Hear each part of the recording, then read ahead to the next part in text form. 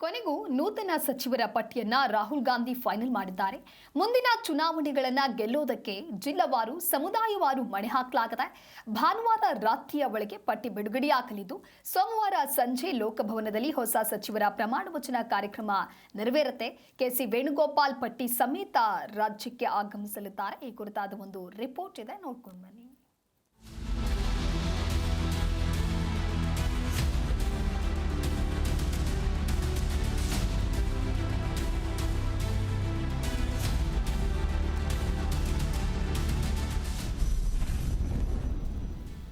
ಡಿಕೆಶಿ ಸಂಪುಟಕ್ಕೆ ರಾಹುಲ್ ಗಾಂಧಿ ರಣತಂತ್ರ.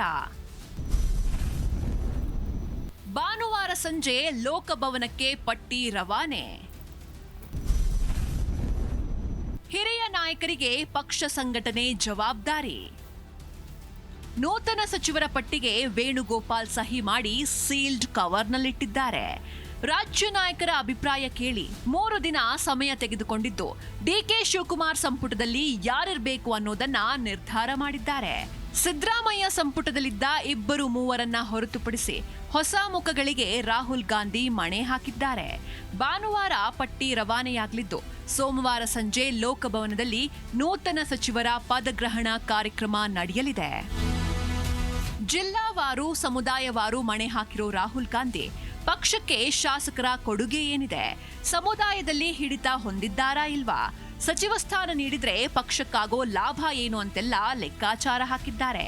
ಅಂತಿಮವಾಗಿ 18 ಮಂದಿ ಹೆಸರು ಫೈನಲ್ ಆಗಿದ್ದು 2 ಸಚಿವ ಸ್ಥಾನ ಬಾಕಿ ಉಳಿಸುವ ಸಾಧ್ಯತೆ ಇದೆ. ರಾಹುಲ್ ಗಾಂಧಿ ಲಿಸ್ಟ್ನಲ್ಲಿ ಯಾರ್ಯಾರಿಗೆ ಸಚಿವ ಸ್ಥಾನ ಸಿಗಲಿದೆ ಎಂಬ ಎಕ್ಸ್ಕ್ಲೂಸಿವ್ ಮಾಹಿತಿ ಇಲ್ಲಿದೆ.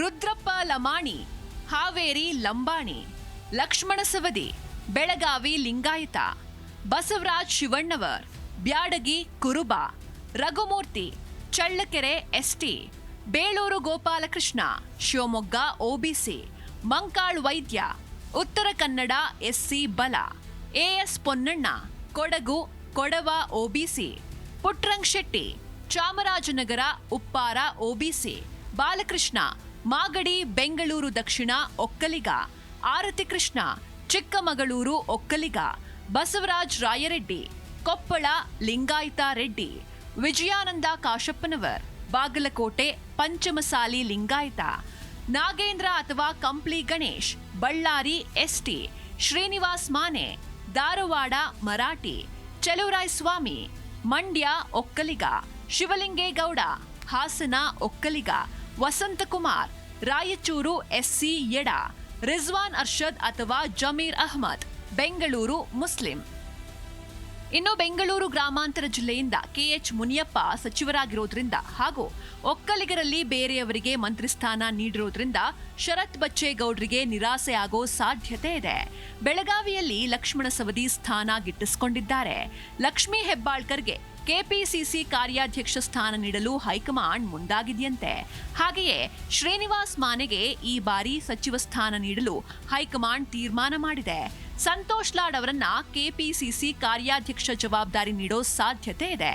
ಚಿಕ್ಕಬಳ್ಳಾಪುರದಿಂದ ಸುಬ್ಬಾರೆಡ್ಡಿ ಹೆಸರು ಹಾಗೂ ಕೋಲಾರದಿಂದ ನಾರಾಯಣ ಸ್ವಾಮಿ ಹೆಸರು ಇನ್ನೂ ಚರ್ಚೆಯ ಹಂತದಲ್ಲಿದೆ.